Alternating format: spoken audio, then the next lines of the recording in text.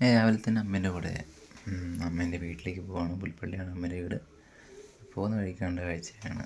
ഇപ്പം എല്ലാം കൊയ്ത് കഴിഞ്ഞല്ലോ. ഇനിയിപ്പം ഞാറൊക്കെ നടാനുള്ള പ്ലാനിലാണ് ഇപ്പോൾ ഉള്ളത്.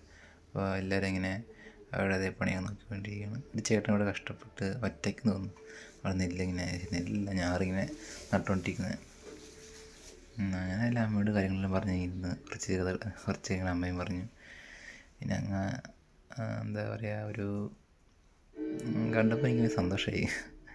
ഇപ്പോഴത്തെ കാലത്ത് ആരും അങ്ങനെ ചെയ്യാറില്ലല്ലോ. ഇപ്പോഴത്തെ തലമുറ അങ്ങനെയൊന്നും ഇതിലേക്ക് പോകുന്നുമില്ല. അത് കണ്ടപ്പോഴത്തേക്കും സന്തോഷമായി. രണ്ടുകൊണ്ട് തിരിച്ച് നേരെ വീട്ടിലേക്ക് പോകണം. പോകുന്ന വഴിക്ക് ഇങ്ങനെ കുറച്ച് കാഴ്ച കാണിച്ചിട്ട് നല്ലൊരു കുറേ സ്ഥലങ്ങളുണ്ട്. ഇത് ചെറിയൊരു കാടാണ്. ഇവിടെ വലിയ ആനിമൽസ് അങ്ങനെ ഇല്ല. എന്നാലും വെളുപ്പിനൊക്കെ ഉണ്ടാവും. ഇപ്പോൾ വലിയ കുഴപ്പമൊന്നുമില്ല. ഇതിലെ വണ്ടിയും കുറവാണ്. പോകുന്ന വഴിക്കാണെങ്കിൽ വണ്ടി അധികം വരില്ല. ചിലപ്പോൾ ഒരു ലോറിക്ക് വന്നാൽ അത്രേ ഉള്ളൂ. അല്ലാതെ ചെറിയ ചെറിയ വണ്ടികൾ മാത്രമേ പോവുള്ളൂ. നമ്മൾ ഹൈവേ കൂടെ പോകുമ്പോൾ കുറച്ച് പാടായിരിക്കും. വലിയ വണ്ടിയൊക്കെ ഉണ്ടാവും. ഇതാകുമ്പോൾ ഒരു ഒച്ചപ്പാടൊന്നുമില്ല. നല്ലൊരു സന്തോഷത്തോടെ പോകാനും പറ്റും. കുറച്ച് മിണ്ടിയും പറഞ്ഞ് അമ്മയോടൊക്കെ മിണ്ടിയും പറഞ്ഞ് പോവാം.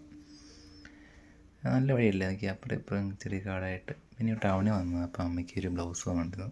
അതെല്ലാം വാങ്ങി. ഇതാണ് പുൽപ്പള്ളി ടൗൺ. ഇവിടെ നേരെ മരക്കാടിലേക്ക് പോവുക.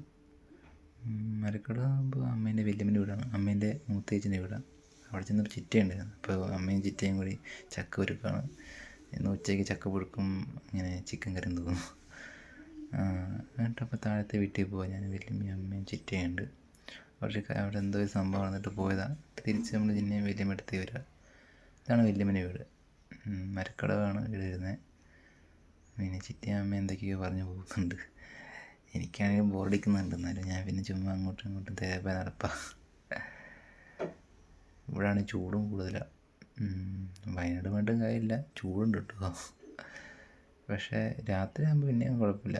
അങ്ങനെ ഉച്ചയായപ്പോഴത്തേക്കും ചക്ക പുഴുക്കും ചിക്കൻ കറിയും പിന്നെ അത് വെളുത്തുള്ളി അച്ചാർ ഒരു വർഷം പഴക്കം തോന്നുന്നു.